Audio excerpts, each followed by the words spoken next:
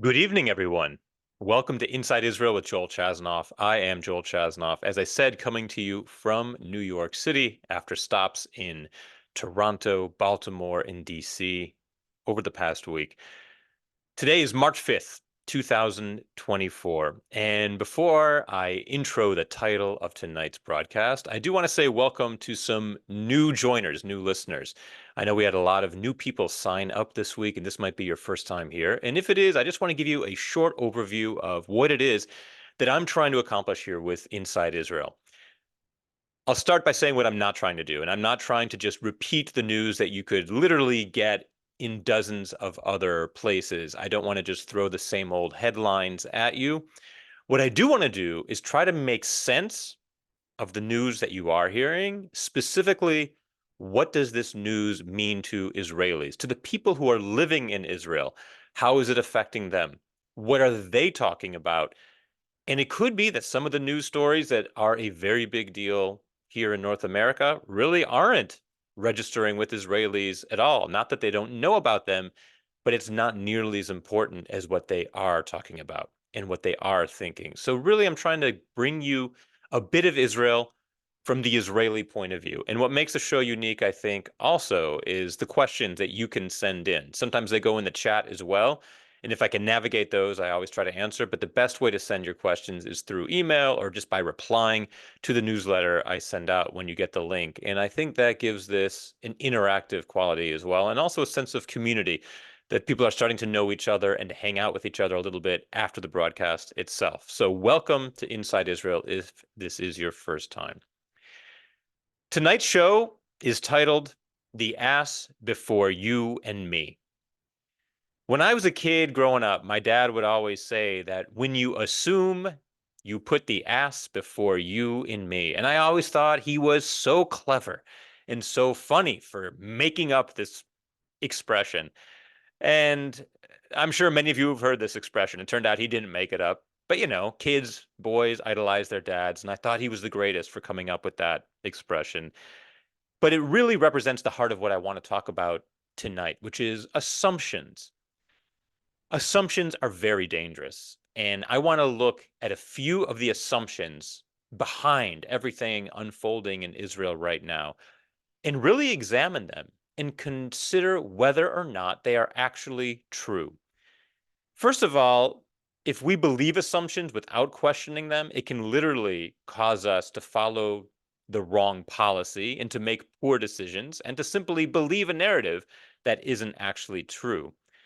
And the other reason this is so relevant is because, as I've said before on Inside Israel, probably the main reason that October 7th even happened at all was because we made assumptions. The biggest assumption being that the IDF could handle anything Hamas would attempt, and even more so that Hamas didn't have the will or the ability to carry off any major attack. We operated under those assumptions. So when Tatzpitaniyot, the girls who sit watching television screens on the border, when they reported that they saw Hamas rehearsing for a big attack, they were ignored because it was assumed this couldn't actually happen.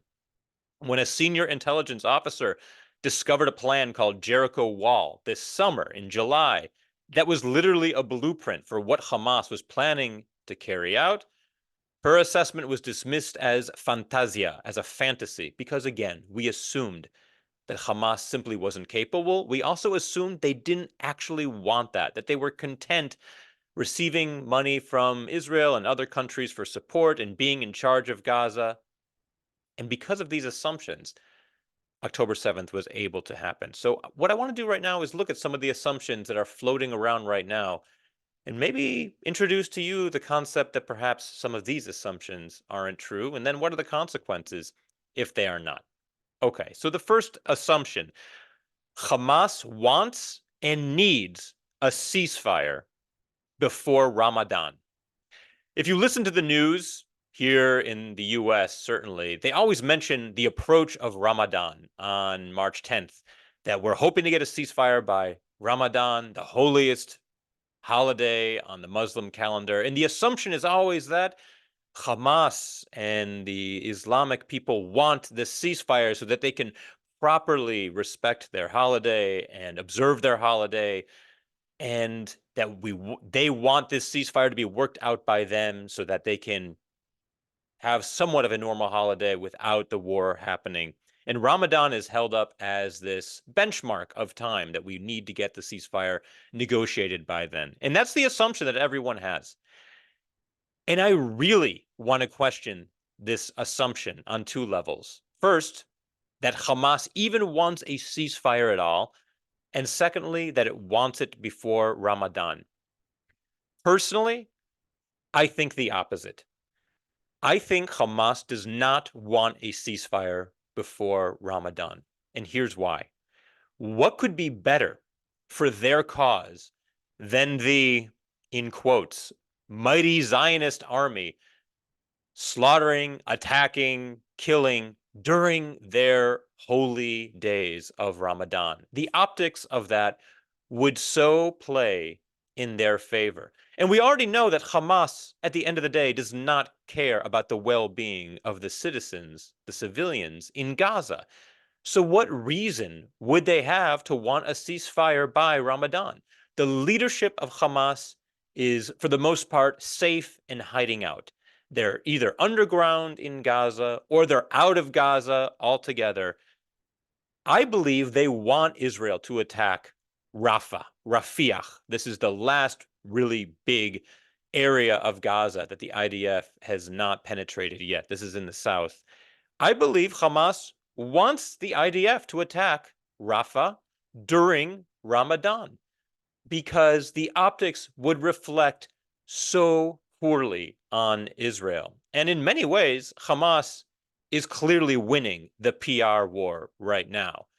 Now, on the ground, I can tell you they are not winning. I happened to meet a soldier, a lone soldier, a former lone soldier in the IDF at one of my events this week. He's now living back in the United States.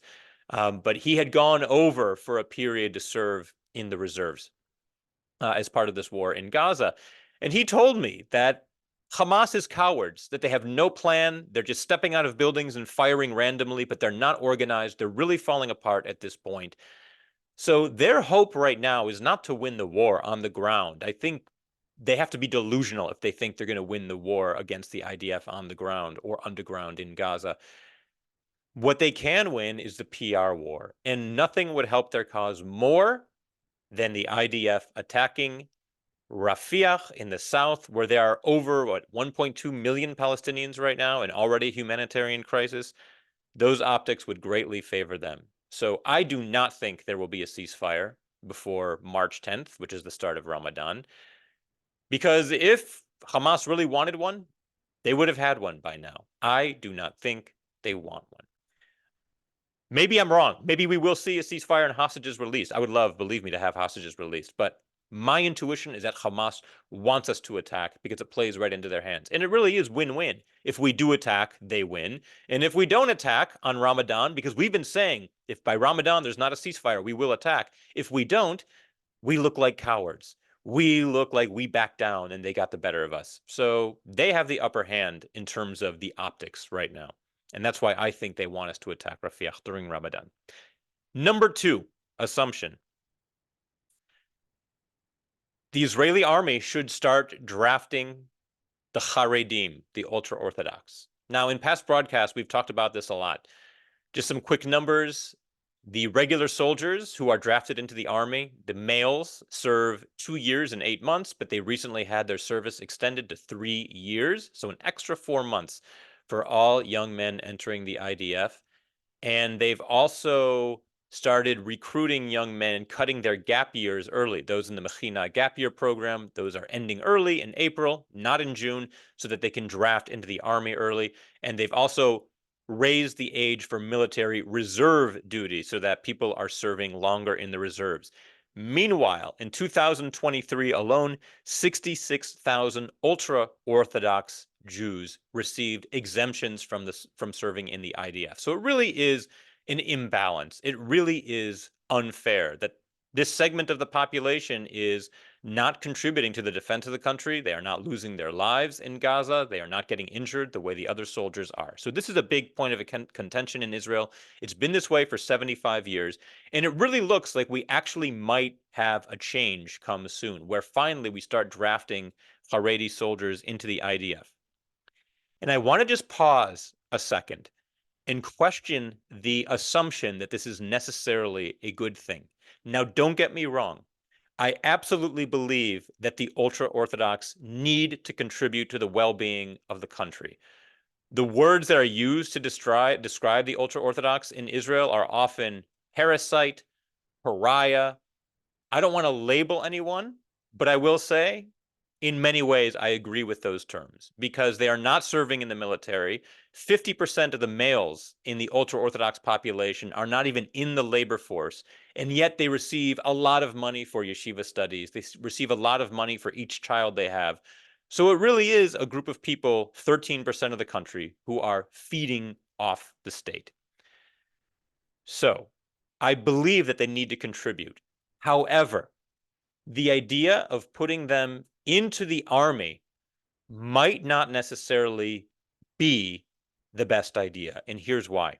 We are talking about a population that has literally been living in a different century from the rest of us. They don't have smartphones. If they have phones at all, they have the little flip phones that are kosher, that cannot access Facebook and the internet, etc. They are not part of Israeli society in general. They've been living in their own shtetl, you could also call it ghetto. They are cut off from the rest of the population. And so the idea of them acclimating well, I have to question whether they would be able to. But if it were only that, I wouldn't be bothered by it. I would say, well, then we make them acclimate. We would teach them how. What worries me is violence from within the ultra-Orthodox community. This week, they blocked the main highway in the center of the country. This is Highway 4. It runs from Haifa in the north down to Ben Gurion Airport, and the main interchange is Kvish Gea. This is right near Bnei Brak, and Bnei Brak is one of the largest, if not the largest, ultra-Orthodox population in Israel. And if you've been in Israel and driven on, maybe you didn't know you were on Kvish Arba, on route number 4, but if you drove past the Coca-Cola factory, there's a Coca-Cola factory in Bnei Brak, that is route 4. And they stood on the highway and blocked the route 4 for 3 hours.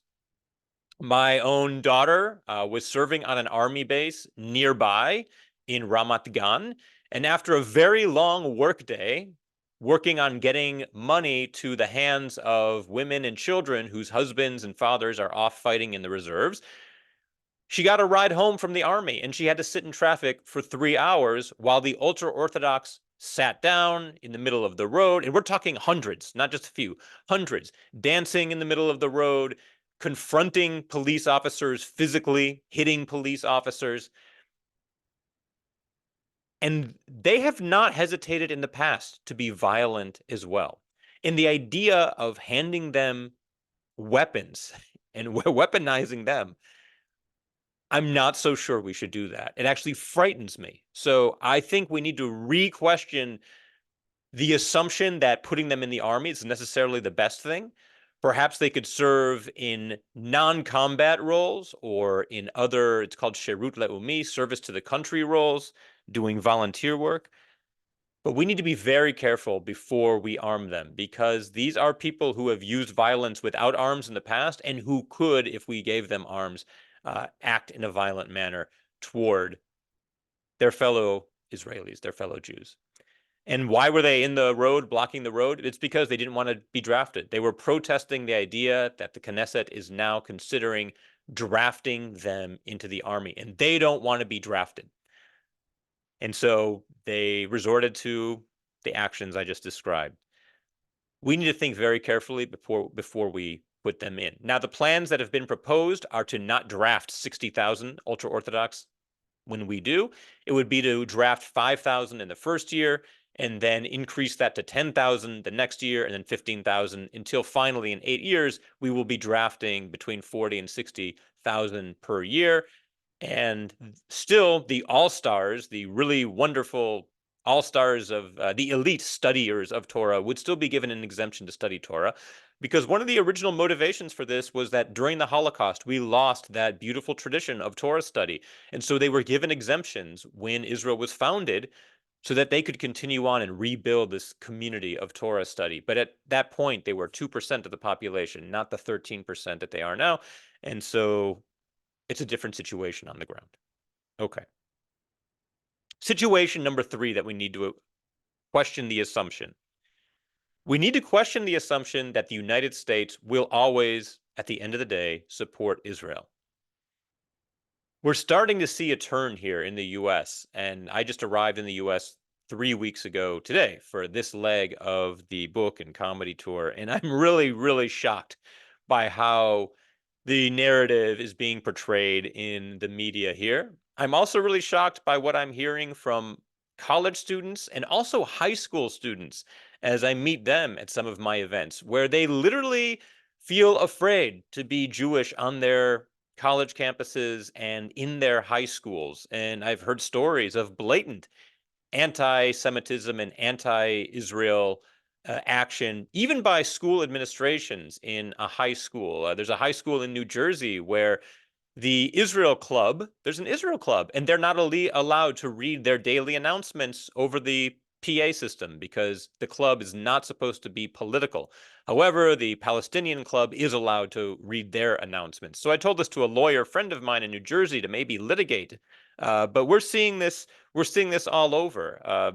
Look, at Eurovision, Israel is trying to enter a singer for the Eurovision contest, and her lyrics were found to, I think her name is Eden Golan, her lyrics were found to be too political. Her song was called October Rain, and she was singing from the heart about the tragedy of going through the events of October, and her song was found to be too political. Now, a Palestinian singer, I believe he's from Denmark or another Scandinavian country, he ultimately did not pass the audition to get in, but he was allowed to sing his song about Palestinian rights and occupation and freedom. So I always grew up on the assumption that at the end of the day, maybe the US wasn't always happy with Israel, but we would always support Israel. Israel, we stand by you. And I am really questioning that assumption now. I think people like Biden's age, take for granted that Israel is an ally and that we need Israel in the Middle East as the one democracy in that part of the world and the one ally of the US in that part of the world. But younger generations, the polling, the numbers, the statistics show that the support for Israel is not there. And yes, there is this poll that 80% of Americans, if you give them a duality, a choice, Israel or Hamas, 80% of Americans say Israel. That's a good sign. But when you zoom out, or perhaps it's zoom in and look at the actual numbers of the ages, people 30 and under, I think it's only 50%, maybe in the 40s, who support Israel. And these are the people who are going to be voting in the elections in the future and running. I mean, they're voting now, but their vote will be the main vote in the future. They will be running for office in the future. So we cannot assume that the United States will always support Israel. And we saw more of that this week when Kamala Harris gave a speech in Selma, Alabama. And really, this is probably her most notable speech as vice president. I can't remember her being so outspoken about any other issue, including domestic issues here in the U.S. What was she most outspoken about? Calling out Israel in Selma, Alabama. We're going to talk about that in the news section of this podcast. But she really made it clear that Israel needs to do more to make sure aid is getting to the Gazans, and we need to have she said, a ceasefire. Then she walked it back and she said she meant a 6-week pause. And then she mentioned the hostages at the end. But the narrative that she is pushing vocally, and Biden as well, is that Israel needs to be doing more and that the crisis in Gaza is Israel's fault. And we cannot take for granted that U.S. support for Israel will be indefinite. That's number 4. That's number 3.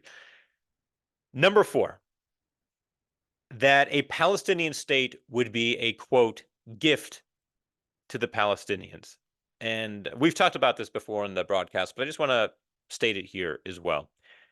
Bibi Netanyahu, the prime minister of Israel, has said over and over that really over my dead body is what he's saying, that as long as he's in power, there never will be a Palestinian state. He said, we cannot reward them with a gift after October 7th. And I want to tell you, I completely disagree with this. And a lot of Israelis do as well. Most Israelis are not as ready as I am to have a state for the Palestinians in Gaza and the West Bank. I'm much more closer to that, perhaps because I grew up in the US and I sort of have my, as we say in Hebrew, Yoshev ala gader. I'm on the fence. I can see both worlds. But for those Israelis who are there, they're not ready yet. But many, many believe that ultimately we do need a two-state solution because we need separation. But here's my problem with labeling a Palestinian state as a gift for the Palestinians. First of all, it gets the whole paradigm backwards. Do any of us really believe that Hamas's goal on October 7th was a two-state solution, and that by giving them a state, we would be giving them what they wanted? I can assure you, the last thing Hamas wants is a Palestinian state in the West Bank and Gaza. That is the last thing they want because their whole, as they say in French, raison d'être, right? Their whole reason for existing is to hate Israel, be violent toward Israel, and to fight for the entirety of Israel to be in Palestinian hands. That is the Palestinian state they want. The last thing they want is a two-state solution. So the idea that we are giving them a gift, it's predicated on the idea that that is what they wanted all along, and it is not what they want. Furthermore, why do I think we need a two-state solution? First of all, we need to have the Palestinian people be held responsible for their actions for once. Because right now, the onus is entirely on Israel. No one is calling out Hamas to simply put down your arms, recognize Israel, release the hostages, and then we'll have a ceasefire. That is what they should be saying, but no one is saying that because no one sees Hamas as a legitimate political actor. They see them as terrorists, and they know that Israel is the only real legitimate actor here. We need to make the Palestinians a legitimate actor who can be criticized by other world leaders. And we have an opportunity right now where the Arab world is behind us. Saudi Arabia would like to have a two-state solution. Other moderate Abraham Accord countries favor that as well. And I think this could be an opportunity for Israel that might hurt in the short term, and it might leave a bad taste in our mouth in the short term that they are getting a state. But in the long term, for the future of the country, don't we all know how this story ends? Don't we know that eventually it has to be two states? We have to be separate from them. We have to be separated. So why not now? Why should we wait another, 30 years? We keep saying down the road, down the road. This is the point of the road where I think it can happen. And it's for, believe me, I'm not saying this because I believe in human rights for the Palestinians, and I do, but that's not the reason I'm saying this. I'm saying this because I believe in the safety of Israelis, and we will be safer when they are a country of their own who can be held responsible and be treated like a normal actor like anyone else. So the assumption that a state for them is a gift, I personally think is wrong. Assumption number 5, and this is the last assumption, that the unity of Israelis and the Israeli people will carry us forward, and it always will. You know, on October 7th, many said that was the most significant day in Israel's 75-year history. But there are others who say that the most significant day in Israel's history was October 8th, when the country came together and unified in a way that really nobody could expect. 48 hours before that, on October 6th, we were on the brink of civil war. And as I mentioned last week, there are many scholars I've talked to and that I respect who do not want to be quoted by name, but who have told me that October 7th, as terrible as it sounds, just may have saved the country because it took all the focus off of our internal struggle and really the hatred for each other that was brewing, and we unified against this common enemy. We saw everything from high school students going to the South to pick fruit and vegetables, like my daughter did with her high school, because all of our Thai workers left, to soldiers volunteering for reserve duty at a rate of 150%. So not only did all the soldiers who were called up for the reserves go, but many who weren't called up showed up. And that's why we've had so many equipment shortages and issues with having to get helmets and vests and all the stuff my wife Dorit is raising money for, because we have too many soldiers and we weren't quite ready for it.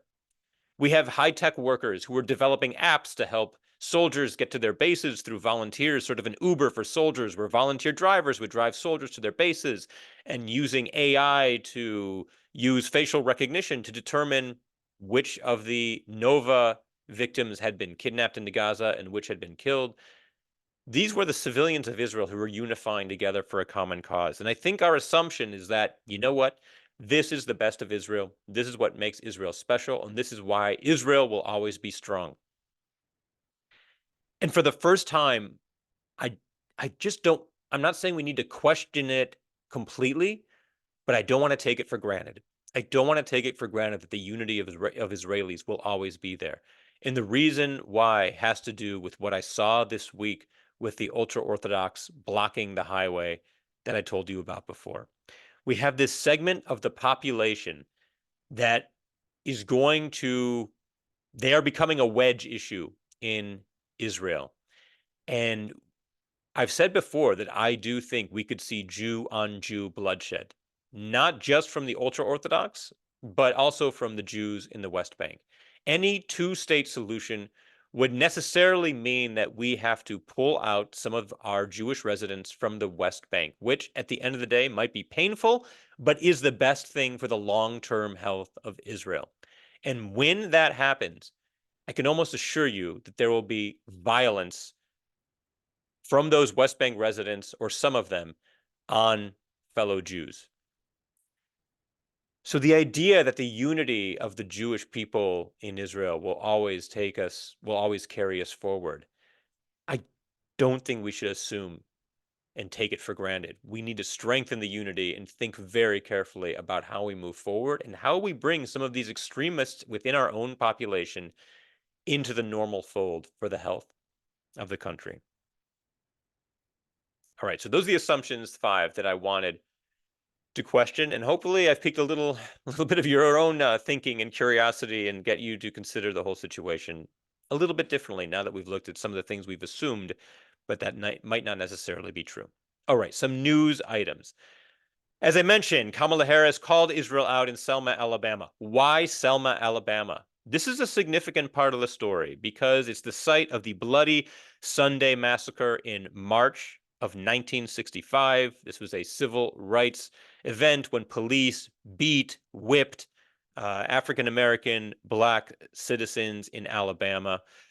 And the idea that Kamala Harris would call out Israel here was really sending a signal that she's equating the racial injustice of the 1965 civil rights movement with the humanitarian crisis in Gaza, which in my mind plays right into the hands of Black Lives Matter. And at the beginning of Black Lives Matter, like so many of us, I supported them. Of course, Black Lives Matter. But once they started posting hang gliders and watermelons and all these other symbols. Now, if you don't know why a watermelon is a symbol of Hamas and River to the Sea and pro-Gaza. So I've met some people this week, some older people who didn't know why. The watermelon, it's because if you post a Palestinian flag on your social media, Instagram or Facebook, it could be flagged, quote unquote, as a political message, and you might not be able to, that post might have to come down. So instead, young people post a watermelon, which has the same colors as the Palestinian flag, right? White, green, red. And so it's a way to sneak in the Palestinian colors in this backdoor kind of way.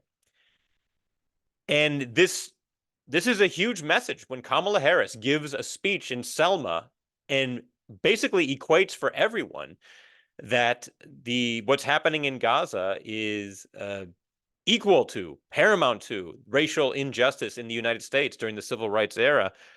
Wow, that's a hugely negative message toward Israel. And I frankly am extremely disappointed.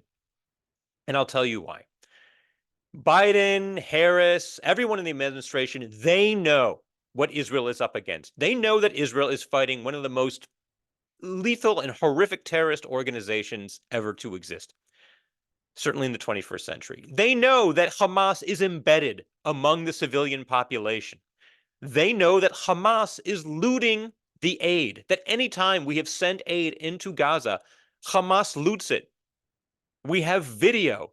Many of you, when you email questions to me, you ask, why doesn't Israel do a better job at PR and release the video? We do release the video.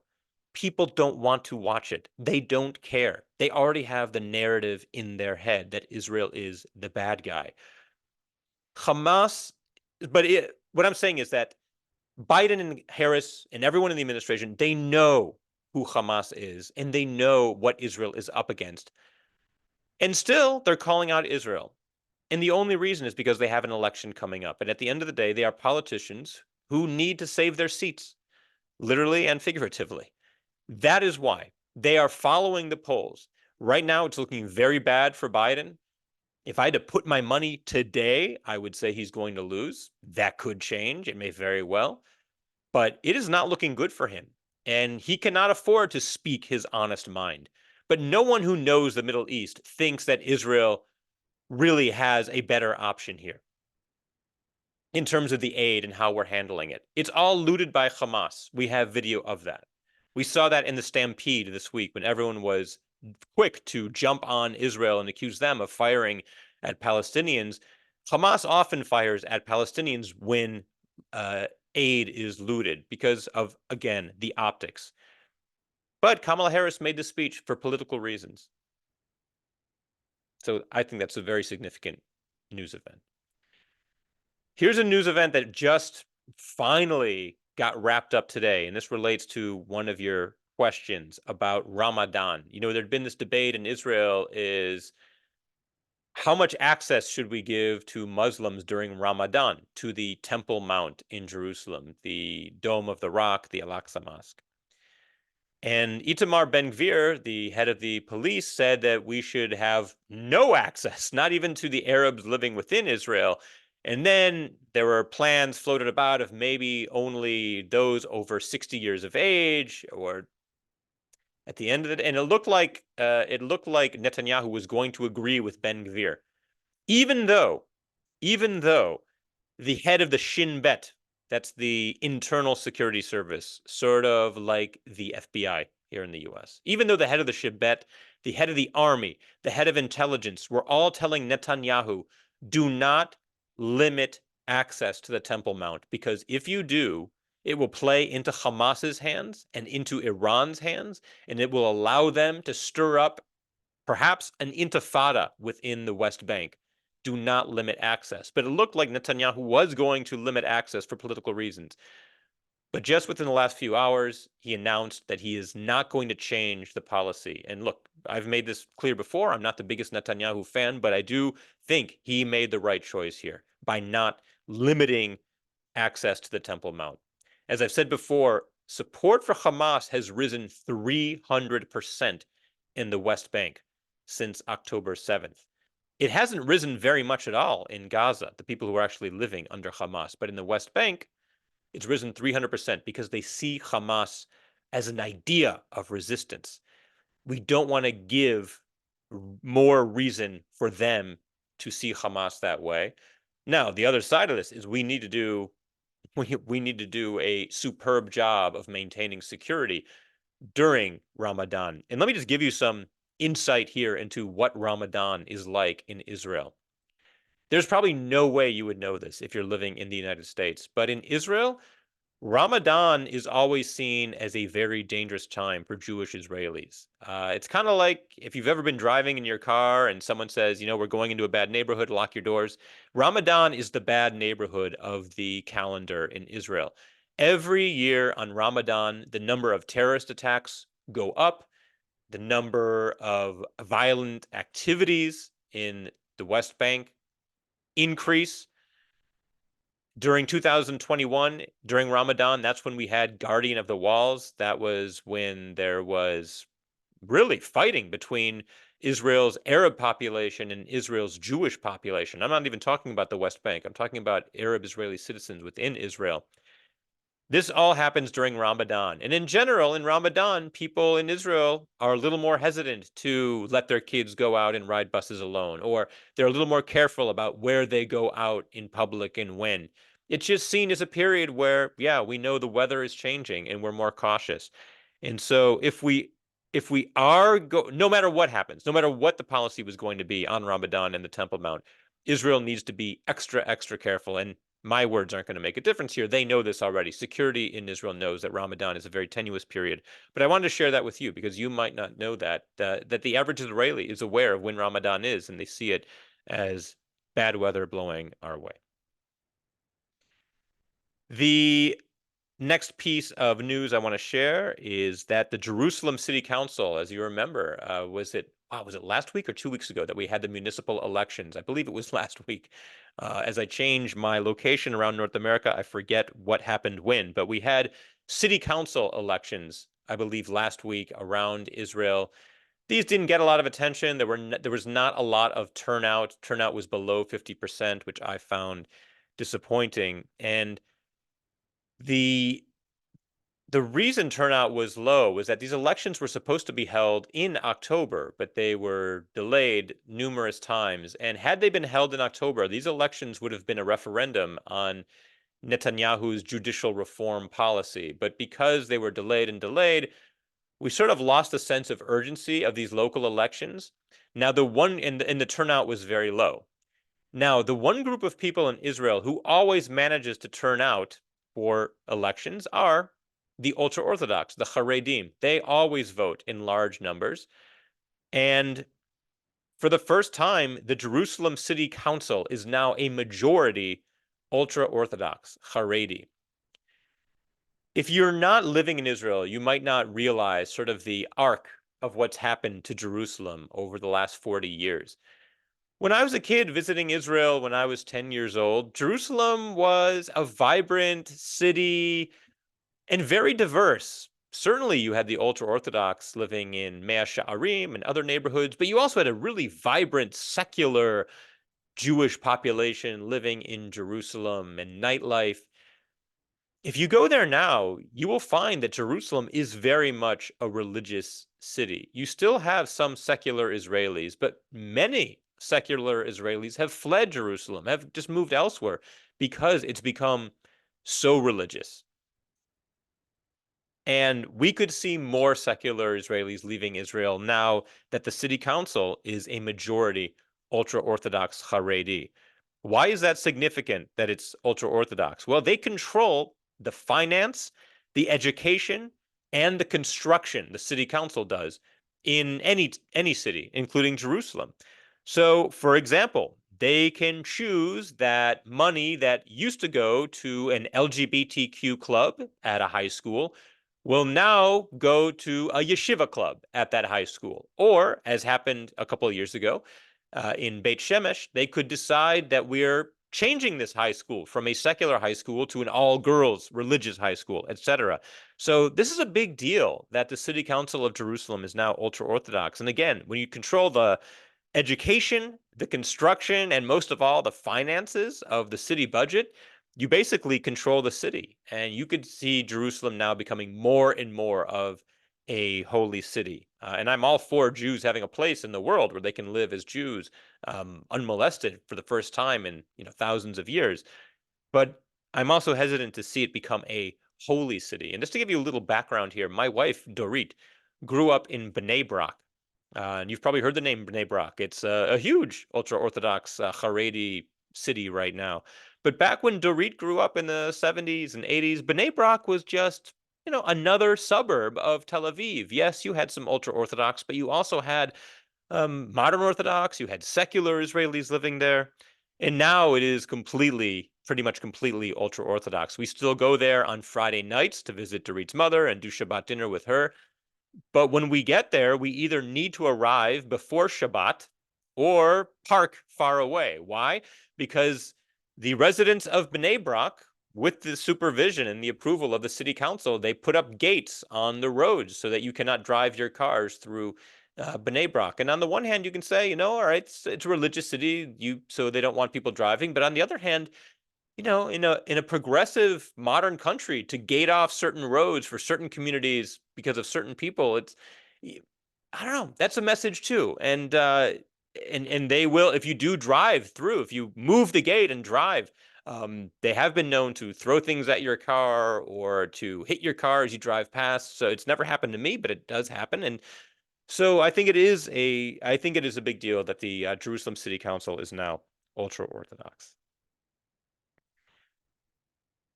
We had a report come out yesterday. The UN released a report of the sexual related crimes on October 7th. I'm not going to go through all of that, but I think the significant news item here is that the United Nations really did its best to try to repress the release of this report. They did not want this report going out. Now, for one, I'm no longer surprised by this. I've lost all faith in the United Nations. I don't see them as a legitimate actor, to use that term we used before. But so many people do, and the fact that they were trying to keep this report on the lowdown shows you that they are biased, they are anti-Israel. I mean, to me, that's not even a question anymore. The last piece of news I want to bring up before I get to your questions is that Yoav Gallant, who is the Minister of Defense, he said that any piece of legislation relating to the drafting of the ultra-Orthodox, the drafting of the Haredim, would need to be approved by Benny Gantz first. Why is that significant? Because Yoav Gallant is a member of Likud, and he is a member of Netanyahu's Likud party. And what he is signaling, he is saying to Netanyahu, by the way, he and Netanyahu do not get along at all. You might even say they hate each other. I mean, it's never been stated out loud, but it's kind of known in Israel.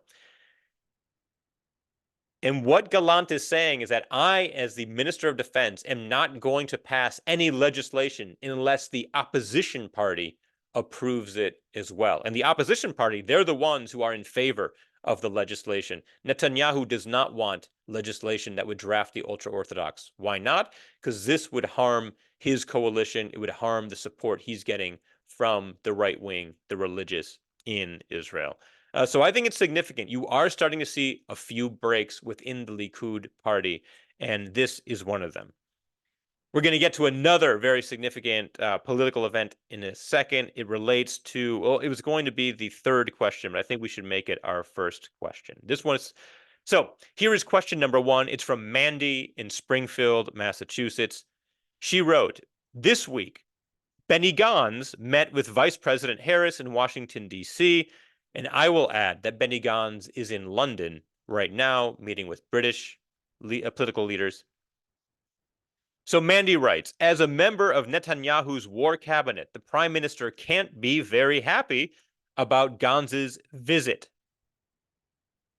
So, and that's her statement, but also her question is, how do Israelis feel about Gantz visiting the U.S.? So let me give you some background here. And this is really important to know. After October 7th, a war cabinet was convened. And joining this emergency war cabinet are two former chiefs of staff, Benny Gantz and Gadi Eisenkot. They are both, as I said, chiefs of staff, the generals of the army, commanders of the IDF. They are very trusted by Israelis. And this sent a message that this war is not just going to be conducted by Netanyahu alone, but he has these two chiefs of staff, these former chiefs of staff, leading the war with him. And this gave a lot of assurance to Israelis that it wasn't just political reasons that were guiding Netanyahu, but he had Eisenkot and Gantz with him.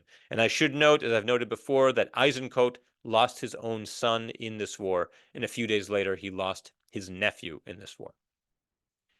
So you have these three people, Netanyahu, the prime minister, and then Benny Gantz and Gadi Eisenkot in the war cabinet. This week, Benny Gantz flew to the United States on his own and met with Vice President Harris and others from the Biden administration and is now in England meeting UK leadership.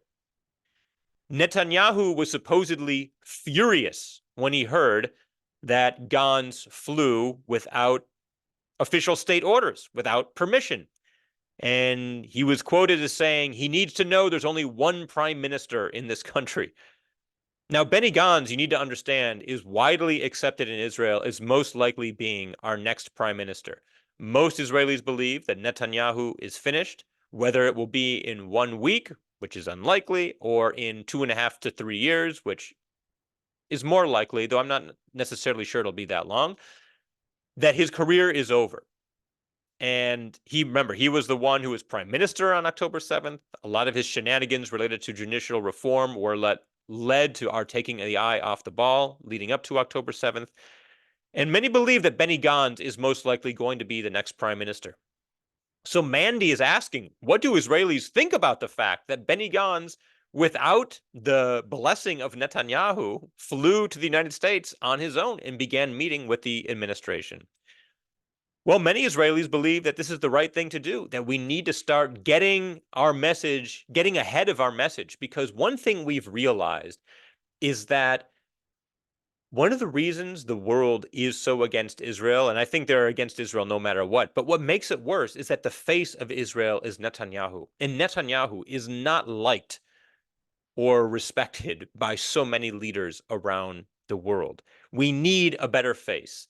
And so a lot of Israelis, myself included, like the idea of putting out a better face and also reminding the rest of the world that, hey, just because Netanyahu is the prime minister, that doesn't mean he represents all of us.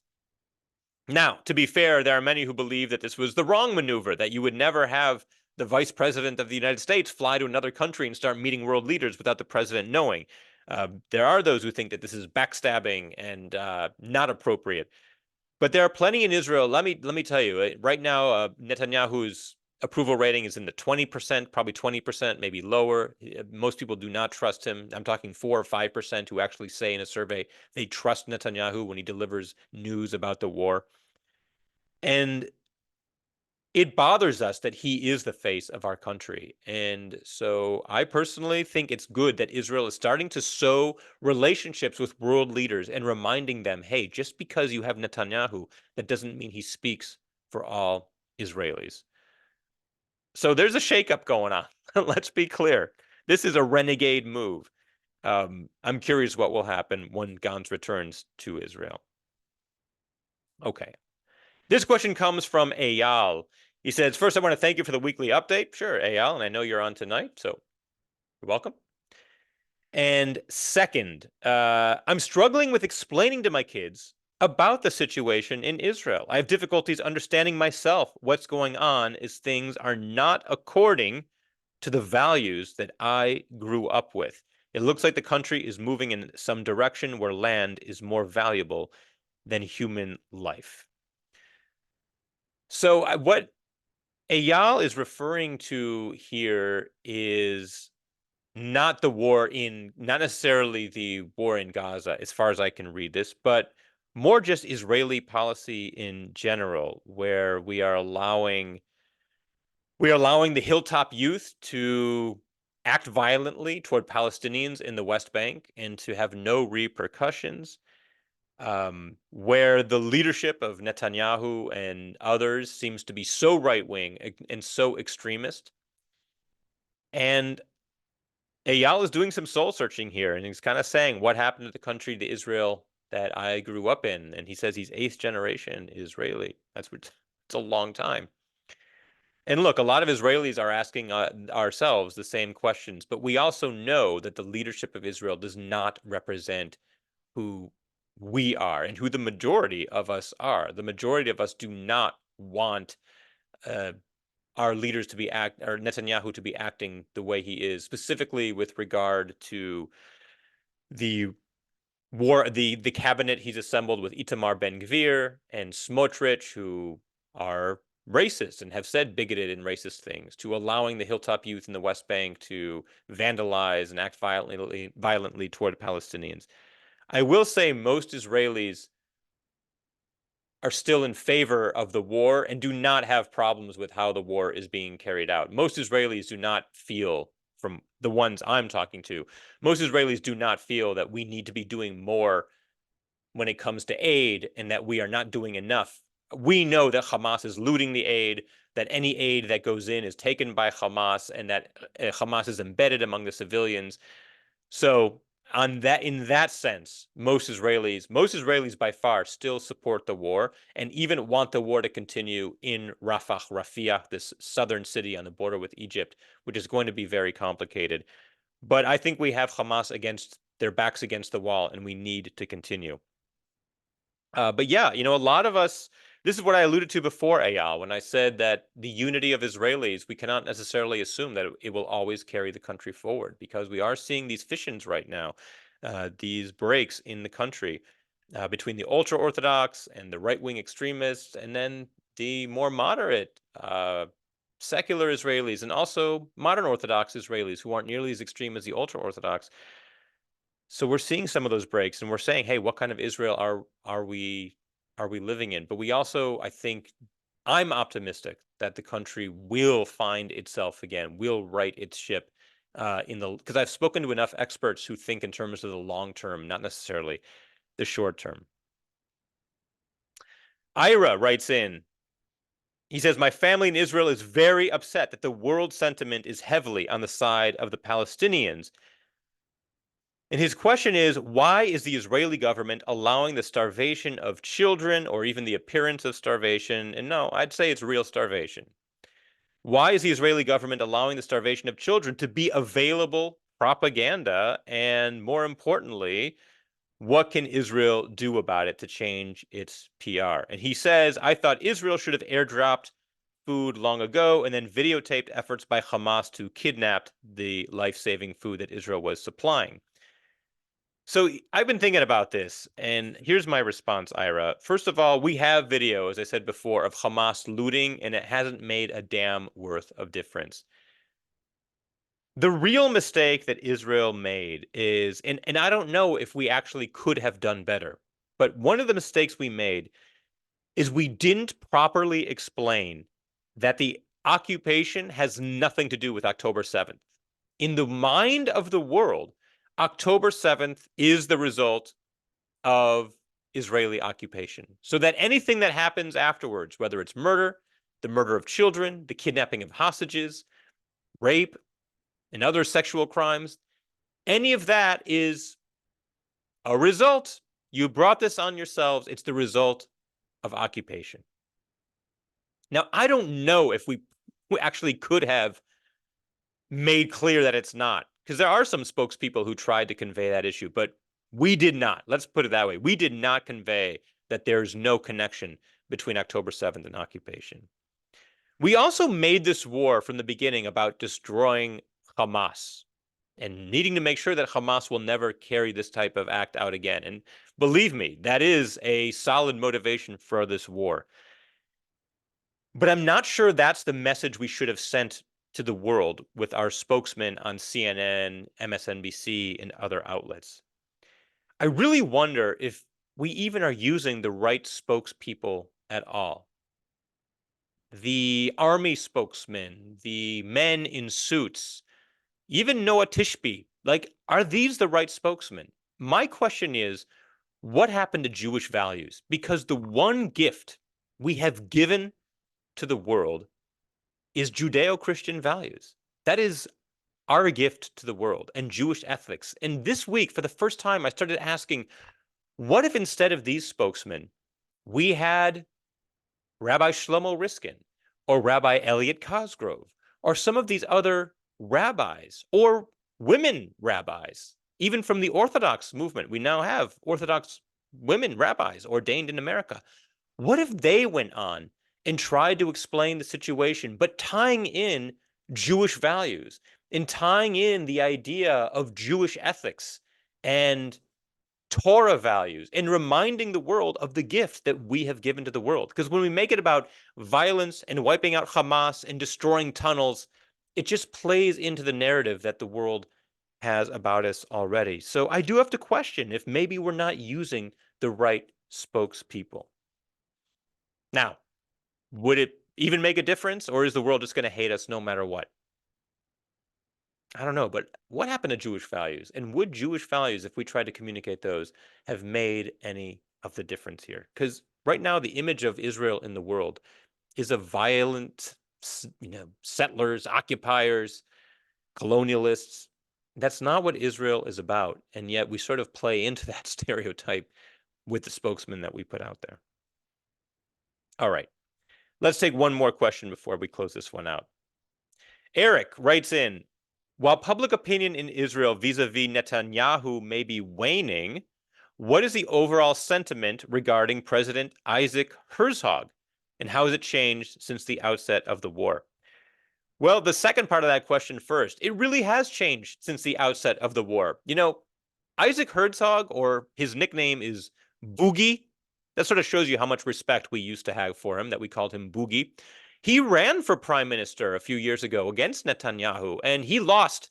And a lot of people said he's not strong enough. Boogie, he's too weak. He's too chanuni. Chanuni in Hebrew is slang for nerdy.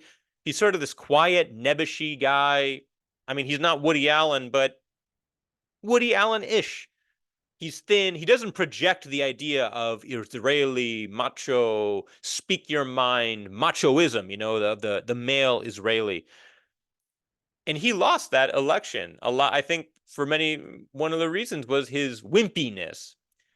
And before October 7th, no one really thought of Herzog. Like, he was sort of this non-thought. Yes, we knew we had a president, but he didn't really get much attention, and no one really considered him much. But since October 7th, I think Israelis are really behind him. I personally think he's been absolutely wonderful. He's managed to present the Israeli case without the bluster and the hubris and the know-it-all-ism that Netanyahu tends to carry with him. I think he's respected by other world leaders.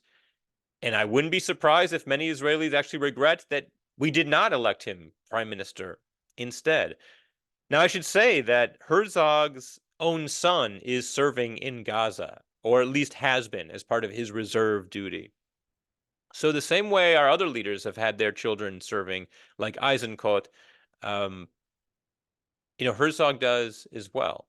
Netanyahu does not. Netanyahu's son is in sort of a big story in Israel. I think he's in Miami right now, a lot of clubbing and partying and they had to send him out of the country for his tweets. Herzog is very respected, and I wonder if he's going to have a political career after this. Would he try to run for prime minister again? Would he simply be president again? But we're also really glad he was president, because it wasn't taken for granted that he was going to be president. In our last election for president, he had a very close contender.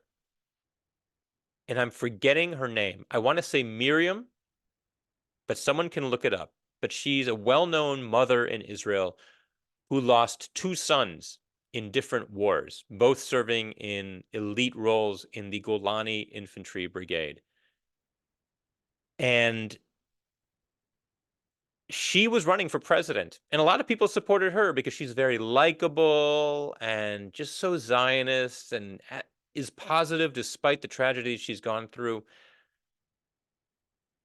I liked her a lot, but I'm glad now she didn't win, because we needed someone like Herzog to carry us through October 7th and everything, and judicial reform. And I don't think, I want to say her name is Miriam Pomerantz, but that can't be right.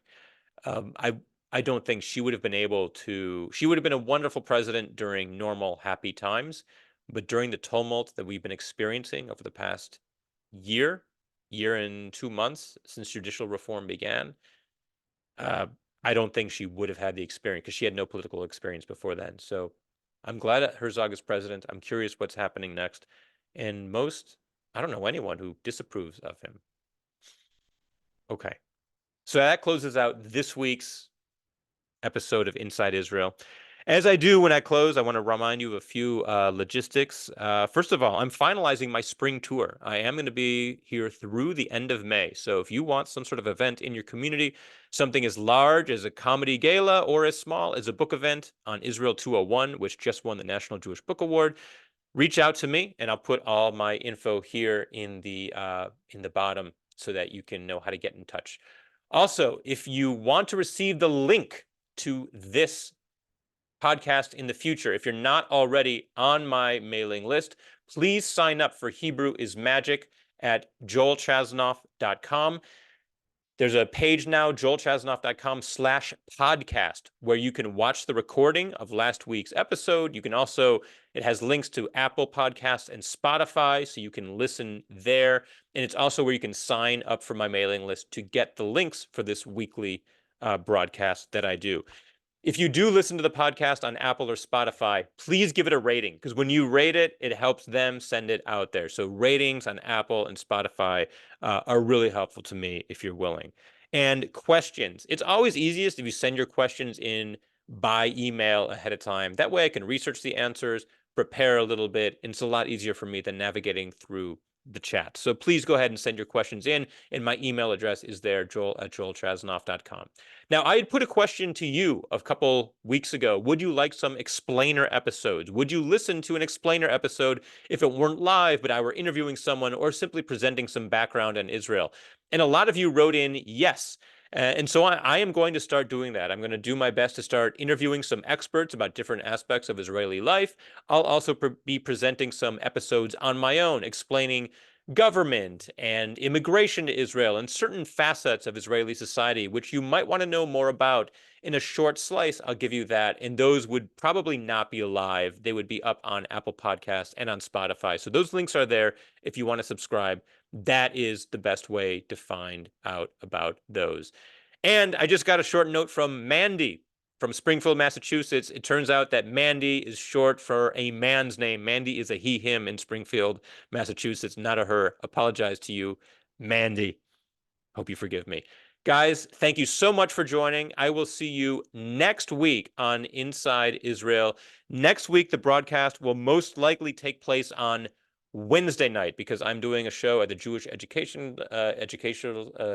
Assembly in Atlanta next Tuesday night. But Wednesday we will do Inside Israel, and of course you'll be updated in the newsletter.